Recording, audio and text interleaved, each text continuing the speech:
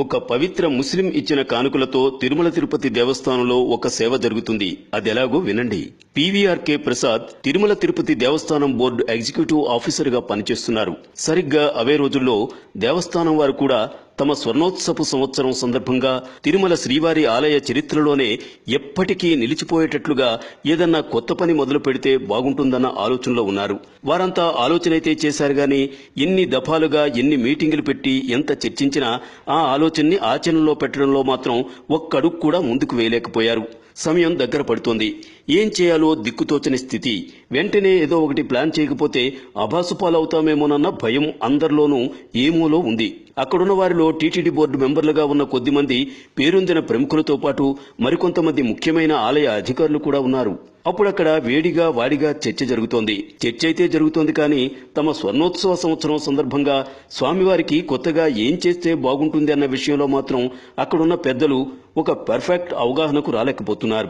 సమయం గడుస్తున్న కొద్దీ ఈవో పీవీఆర్కే ప్రసాద్లో అసహనం. ఆయనకు క్లియర్గా అర్థం. సరిగ్గా అదే సమయంలో తలుపు తోసుకుని ఆఫీస్ అటెండర్ మెల్లగా ప్రసాద్ దగ్గరకు వచ్చాడు. అసలే చిరాగ్గా ఉన్న ప్రసాద్ టైంలో వచ్చిన ఆ అటెండర్ని చూస్తూ ఏంటయ్యా అని మరింత చిరాకు పడిపోతూ అడిగారు. కంగారు పడ్డ ఆ అటెండర్ తన నోటికి చెయ్యి అడ్డం పెట్టుకుంటూ ఆయన ముందు కొంగి, సార్, మిమ్మల్ని కలవటం కోసం గుంటూరు నుండి ఎవరో భక్తుడు వచ్చాడు అని మెల్లగా చెప్పాడు. చిర్రొత్తుకొచ్చింది ప్రసాద్కి. ఎవరయ్యా అతను? ఇప్పుడింత అర్జెంటుగా మీటింగ్లో ఉంటే నన్ను డిస్టర్బ్ చేసి మరీ చెప్పాల్సినంత అవసరం వచ్చింది. కాసేపు ఉండమను. మరి కాస్త చిరాకు పడిపోతూ అన్నారు ప్రసాద్. చెప్పాను సార్, కానీ ఏదో అర్జెంటుగా మీతో మాట్లాడాలట. అతని పేరు షేక్ మస్తాన్ అని చెప్తున్నాడు. కొద్దిగా భయపడుతూ చెప్పాడు అటెండర్. షేక్ మస్తాన్నా అని ముందు కాస్త ఆశ్చర్యపోయినా, ఎవరో ముస్లిం భక్తుడు ఏదో రికమెండేషన్ లెటర్తో వచ్చి ఉంటాడు. మా వాళ్ళు నా దగ్గరికి పంపించుంటారు. మళ్ళీ బయటకు పోవడం ఎందుకు? ఏదో 2 నిమిషాలు ఇక్కడే మాట్లాడి పంపించేస్తే సరిపోతుంది కదా అని మనసులో అనుకుంటూ, సర్లేవయ్యా, ఇక్కడికే రమ్మను అని అటెండర్తో చెప్పి పంపించేశారు ప్రసాద్. అప్పుడు దురదృష్టవశాత్తు ప్రసాద్కి గాని అదే రూమ్లో ఉన్న ఏ ఇతర బోర్డు మెంబర్లకు గాని తెలియని విషయం ఏంటంటే, కాసేపట్లో తమ ముందుకు రాబోతున్న ఆ ముస్లిం భక్తుడు కేవలం ఒక భక్తుడు మాత్రమే కాదని, స్వయంగా తమ స్వామివారు పంపిస్తే తమ దగ్గరికి వస్తున్నాడని, అంతేకాకుండా అతని ద్వారానే తాము ఇన్నాళ్లుగా తలలు బద్దలు కొట్టుకుంటున్న తమ స్వర్ణోత్సవ సంవత్సర సమస్యకు కూడా గొప్ప పరిష్కారం దొరకబోతోందని ఇవేమీ తెలియని ఆ పెద్దలంతా ఆ రూమ్లో వెయిట్ చేస్తుంటే, ఆ ముస్లిం భక్తుడొక్కడు బయట వెయిటింగ్ హాల్లో వెయిట్ చేస్తున్నాడు. సరిగ్గా అప్పుడే అటెండర్ బయటకు వచ్చి ఆ ముస్లిం భక్తుడి దగ్గరికెళ్లి చెప్పాడు, సార్, మా సార్ మిమ్మల్ని రమ్మంటున్నారు అని. అప్పటిదాకా తను కూర్చున్న చెక్క కుర్చీలోంచి లేచి ఆ అటెండర్కి థ్యాంక్స్ చెప్తూ ఆ ముస్లిం భక్తుడు ఒక్కో అడుగు వేసుకుంటూ బోర్డు రూంలోకి మెల్లగా నడుచుకుంటూ వెళ్లాడు. వెళ్తూనే 2 చేతులు జోడించి అక్కడున్న వారందరికీ ఎంతో వినమ్రంగా నమస్కారం చేసి ఆ తర్వాత మెల్లగా ప్రసాద్ వైపు తిరిగి ఇలా చెప్పడం మొదలుపెట్టాడు. అయ్యా, నా పేరు షేక్ మస్తాన్. మాది గుంటూరు జిల్లా. మాది చాలా పెద్ద కుటుంబం. అన్నదమ్ములందరం కలిసి ఉమ్మడిగా ఒకే ఇంట్లో ఉంటాం. మా కుటుంబానికి అక్కడ ఓ చిన్నపాటి వ్యాపారం ఉంది. ఎన్నో తరాలుగా మేమంతా స్వామివారి భక్తులం. మా తాత ముత్తాతల కాలం నుండి కూడా మా కుటుంబం సభ్యులమంతా చిన్నపిల్లలతో సహా ఒక పద్ధతి ప్రకారం పొద్దున్నే లేచి స్వామివారి ముందు నిలబడి శ్రీ వెంకటేశ్వర సుప్రభాతం పఠిస్తాం. అట్లాగే ఏమాత్రం తప్పులు పోకుండా శ్రీ వెంకటేశ్వర ప్రపత్తి మంగళ శాసనం కూడా పఠిస్తాం. నా మటుకు నేను శ్రీనివాస గద్యం మొత్తం పొల్లుపోకుండా అప్పచెప్పగలను. తరతరాలుగా మా ఇంట్లో మరో ఆచారం కూడా ఉంది. అదేంటంటే, మేమంతా కలిసి ప్రతి మంగళవారం పొద్దున్నే లేచి మా పెరట్లో పూచే రకరకాల పూలతో స్వామివారి 108 నామాలు ఒక్కొక్కటిగా పఠిస్తూ ఒక్కో నామానికి ఒక్కో పువ్వు చొప్పున సమర్పిస్తూ శ్రీ స్వామివారికి అష్టోత్తర శతనామ పూజ చేస్తాం. అయ్యా, ఇంతకీ నేను చెప్పొచ్చేదేమిటంటే, మా తాతగారు అంటే మా తండ్రి గారు తన చివరి రోజుల్లో స్వామివారికి తన స్వాధ్యతంతో 108 బంగారు తామర పూలు చేయించి శ్రీవారి ఆలయంలో సమర్పిస్తానని మొక్కుకున్నారు. మొక్కైతే మొక్కుకున్నారు కానీ పాపం వారి ఆరోగ్యము అంతంత మాత్రమే, ఆర్థిక స్తోమత అంతంత మాత్రమే కావడం చేత కొద్ది మాత్రం బంగారు తామర పూలు మాత్రమే చేయించగలిగారు. ఆ తరువాత తండ్రి గారి మొక్కు తీర్చే బాధ్యత తనది కూడా అవుతుంది కాబట్టి మా తండ్రి గారు కూడా ఎంతో భక్తి శ్రద్ధలతో ఒక్కో రూపాయి కూడబెట్టి మరికొన్ని బంగారు పూలు చేయించారు. అంత కష్టపడి చివరిక మొక్కు తీర్చకుండానే మా తండ్రి గారు కూడా వారి తండ్రి గారిలాగానే తమ చివరి రోజుల్లో ఎంతో బాధపడుతూ స్వామివారి పాదాల్లో ఐక్యమైపోయారు. మరి మా తాతగారి తండ్రి గారిది మొక్కు తీర్చాల్సిన బాధ్యత ఇంటికి పెద్ద కొడుకుగా నా మీద కూడా ఉంటుంది కాబట్టి నా ఆర్థిక పరిస్థితి కూడా పెద్దగా సహకరించకపోయినా నేను కూడా ఎంతో కష్టపడి నా వంతు ప్రయత్నంగా ఆ మిగతా బంగారు పూలు కూడా పూర్తి చేయించాను. ఈ మధ్యనే కరెక్టుగా 108 పూల లెక్క పూర్తయింది.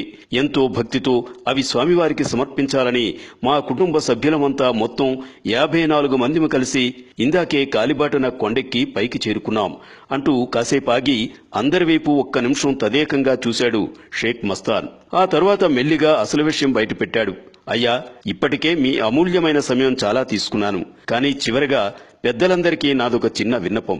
3 తరాలుగా మా కుటుంబ సభ్యులంతా ఎంతో శ్రమపడి ఈ బంగారు తామరపూలు చేయించావు. ఈ ఒక్కోటి 23 గ్రాములు బరువుంటాయి. కాదనకుండా మీరు వాటిని స్వీకరించి ఏదో రూపైన స్వామివారి కైంకర్యంలో ఉపయోగిస్తే మా కుటుంబం మొత్తానికి కూడా గొప్ప సాయం చేసిన వారవుతారు. మా తండ్రి తాతగారి ఆత్మలు కూడా శాంతిస్తాయి.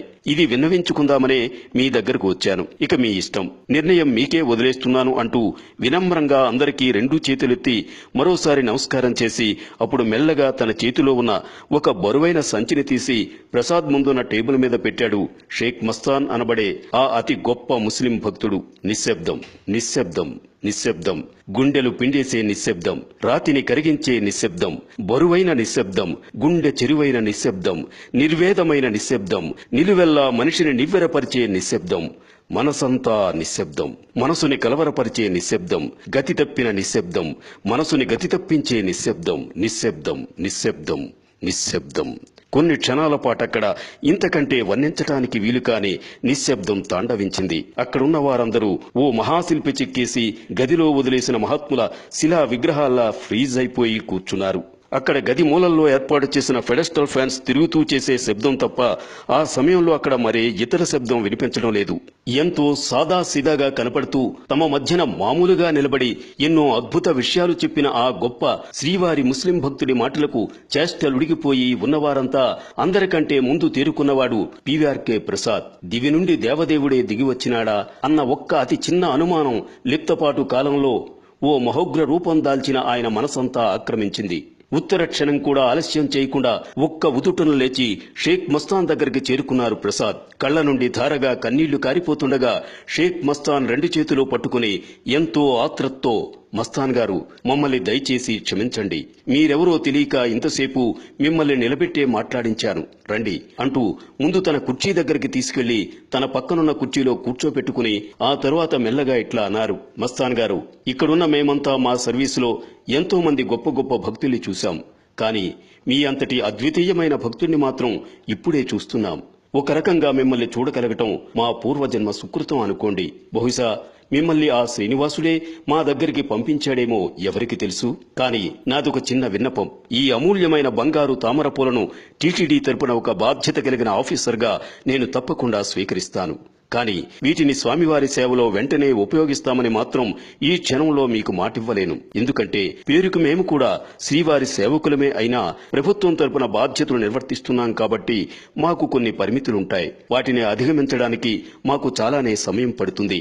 అయినా సరే ప్రయత్న లోపం లేకుండా నా వంతు కృషి చేసి వీలున్నంత తొందరగా మీ పని పూర్తి చేసి మీకు కబురు పెడతాను. ఏం చేస్తాననేది మాత్రం ఇప్పుడే చెప్పలేను. మీరు మీ అడ్రస్, ఫోన్ నెంబర్ మాకిచ్చి వెళ్ళండి. మిగతా విషయాలు నేను చూసుకుంటాను. అంతవరకు కాస్త ఓపిక పట్టండి అంటూ షేక్ మస్తాన్ 2 చేతులు పట్టుకుని ప్రసాద్ ఇట్లా అన్నారు.